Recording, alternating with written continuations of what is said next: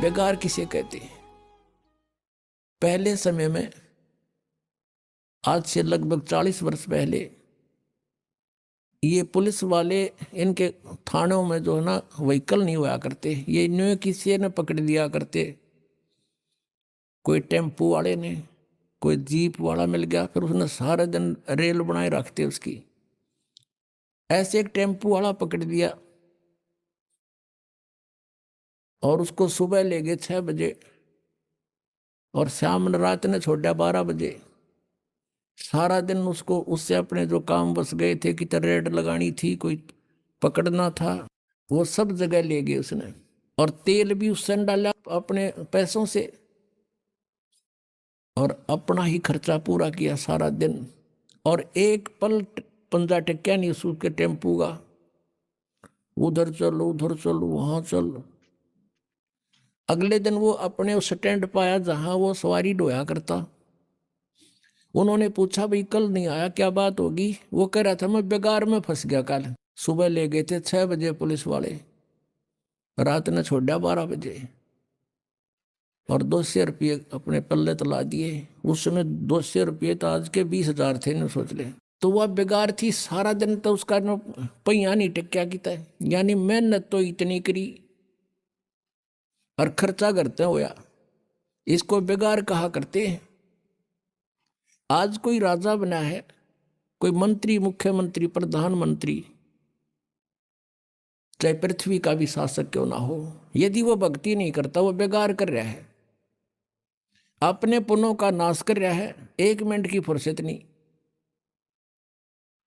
परमात्मा कहते हैं 3 लोक का राज जीव को जय कोई दे, लाख बधाई के कर जय नहीं नाम तेने। कबीर सब जग निर्धन, धनवंता ना कोई, धनवंता सो जानियो जिस पे राम नाम धन होए। परमात्मा कहते हैं ये सारा संसार निर्धन है, ये धनवान नहीं है। और जिस आधार से तुम इसको धनवान मानते हो, ये उसका है नहीं। परमात्मा कहते काया तेरी है नहीं, या कोठी कितने हो, या माया कहां से हो, चरण कमल में ध्यान राख इन दोनों ने खो। या काया भी नासवान, या कोठी भी तेरी नहीं, या कार तेरी नहीं, फैक्ट्री तेरी नहीं। ये मन में पल्ला गांठ लगा ले, पक्की धारणा कर ले, फिर रहे कोठी में, शरीर में भी रहना जब तक लिखा हुआ है मालिक ने, और दया करेंगे और बुढ़ा भी देंगे। यदि भक्ति करना चाहोगे तो फिर सब कुछ होते हुए भगवान की भक्ति अवश्य करना पड़ेगा। इतनी सी बात है। सारा कुछ कहकर लास्ट में भगवान यही कहते हैं कि मानुष जन्म पाके नहीं रटे हरि नाम, और जैसे कुआ जल बिना फिर बनवाया क्या काम। अब यदि मनुष्य जीवन पाकर हम भक्ति नहीं करते हैं तो जैसे कोई कुआ बना रखा है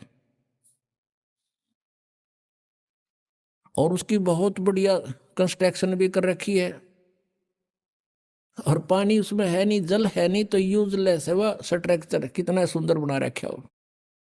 ऐसे ही उसका नाम कुआ अवश्य है लेकिन गुण कुएं के नहीं। इसी प्रकार मनुष्य के जीवन की तुलना करते हैं परमात्मा